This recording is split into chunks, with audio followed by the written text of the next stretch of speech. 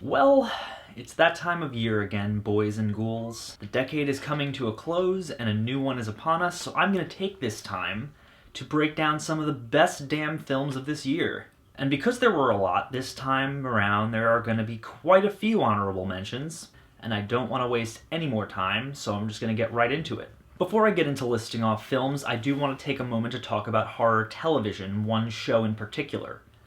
I absolutely loved Creepshow. Greg Nicotero's Shudder reboot of the classic horror anthology film really delivered for me, and I couldn't have been happier with it. I didn't necessarily love every single story that it offered, and I'll likely do a full review of the entire season sometime in the near future, but this series just provided in a ton of practical effects and a ton of spectacle and all of the vibe that made the original film so much fun. Moving on to films now, I do want to tackle my honorable mentions first. These are films that I absolutely adored, but were just edged out by films that I enjoyed more or thought were a little better. Nevertheless, all of these films do deserve praise, or at least a mention, so here we go. Firstly, a shout out to Horror Noir, A History of Black Horror. One of the coolest damn documentaries I've seen in a very long time. Extremely important, extremely relevant, and extremely good at contextualizing the entire genre of horror to an entire culture. Next up, It Chapter 2.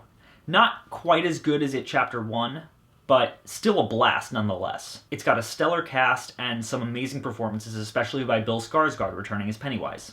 Up next, we got Braid. An incredible debut feature with a lot of style and a lot to say. Beautifully shot with an insanely solid performance by Madeline Brewer. Next up, we have Luz, a film that was shot as a student thesis project and ended up being one of the most impressive debuts I've seen all year. Shot entirely on 16mm film stock, it echoes old-school Euro horror in the best way. Coming up next is Daniel Isn't Real, Adam Egypt Mortimer's brand new psychological David Cronenberg-esque Lovecraftian horror film. I really think that summation is all I have to say.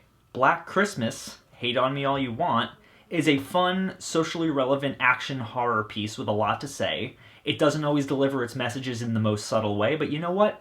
That's fine. I enjoyed it anyway. Piercing is Nicolas Pesce's sophomore film, and it delivers on all the comedy, all the style, and all the what the fuckery you could possibly ask for from this year. And closing out my honorable mentions is Bliss, Joe Begos' new drug-fueled take on vampires that shows that his style of grimy, rock-fueled, cocaine-addled filmmaking is unmatched.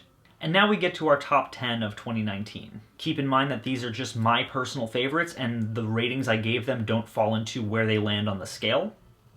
That being said, here we go. Number 10, One Cut of the Dead. One of the most original zombie horror comedies I've seen maybe ever. I still don't want to say too much about this movie for those of you who haven't seen it, so if you haven't watched this movie yet, it's on Shudder. Go in blind. Number 9, Knife and Heart. A wonderfully queer, wonderfully stylish subversion of old-school giallo films made with the utmost care. It's funny, it's beautifully made, it's French, and it's oh so gay. One of the best films of the year, and I can't recommend it enough. Number 8, Ready or Not. Man, when I was going into the theater to see this, I was not expecting it to end up on this list. Boy, am I so glad I ended up seeing it. It's so damn funny and so incredibly charming. Samara Weaving is an absolute treasure. And it's just got a wonderful socio-political message throughout that I absolutely get down with. Fuck the rich. Number 7, Tigers Are Not Afraid.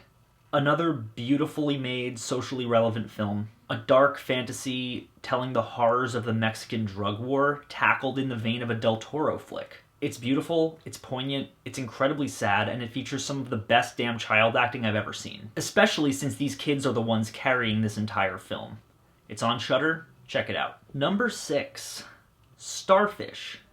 A wonderfully experimental sci-fi horror film tackling concepts like grief in an extremely adventurous Lovecraftian way. It's sparse on dialogue, it's wonderfully indie, and like I said about the last couple films, it's beautifully sad. On top of all that, it's centered entirely around a mixtape, and music is such an important part of it, which gives this film a very unique voice among the others. Number 5, Climax. What can I even say? It's the first film to ever give me a panic attack in the theater. Gaspar Noé is one of the best voices in French cinema nowadays, and the way he pulls you effortlessly into this 90-minute drug trip is both horrifying and enamoring. It's less of a film and more of an experience, but it's an experience that I don't regret having. And it made sure I'll never ever touch hallucinogens, so... Number 4. Us. Jordan Peele is just on fire lately with all of the Twilight Zone-esque socio-political commentary films that he's making. And Us really stood out among the litany of horror films that have dropped this year. Not only does it come with a really good sense of humor and one of the best performances all year from Lupita Nyong'o, but it also carries a really interesting message about class struggle and questionably a communist uprising? Anyway, can't wait for Candyman. Number 3. Dr. Sleep. I've said it before, I'll say it again, Mike Flanagan can do no wrong. And this movie proves it yet again. Dr. Sleep manages to be a sequel to one of the greatest, most iconic horror films of all time, and pull it off.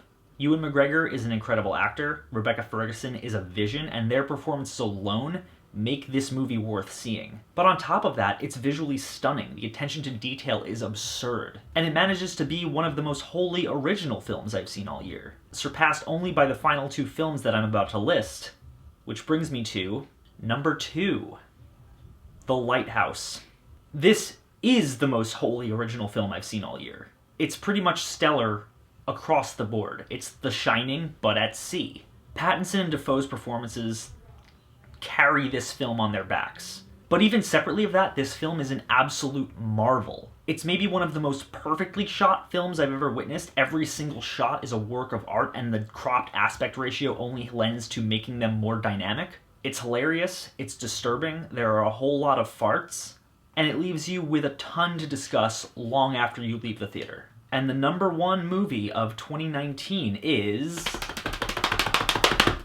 Midsommar.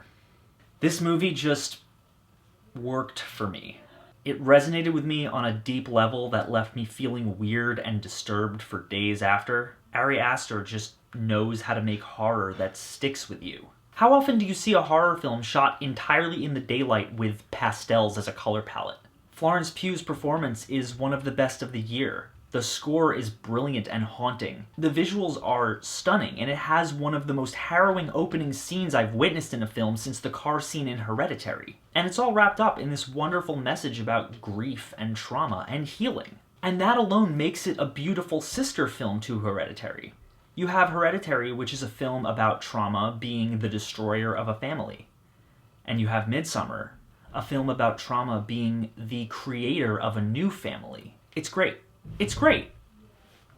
That's that. And that's a wrap for the decade, guys. It's crazy that we're here now. It's crazy that I've been doing this for 3 years now, almost 4. I'm gonna have one final video to wrap up the year by listing off my top 10 most anticipated films of 2020. So keep an eye out for that. But that aside, I just want to say thank you all for another great year. I really love doing this. I love this genre. I love talking about it. And I love being able to put my thoughts out there for you all to watch. So I just want to say thank you for sticking with me. From the bottom of my heart, thank you so much. As always, guys, thank you so much for watching. If you like this channel and you want to see more, click down there, like, comment, subscribe. Got a Patreon link down in the description if you want to donate to this channel, help me grow, make new, better quality content for you all to enjoy. Please consider it. You could be like all these cool people right here. Even $1 would help. I would appreciate it very much, but even if you don't, thank you so much for watching anyway, and I'll see you all very soon.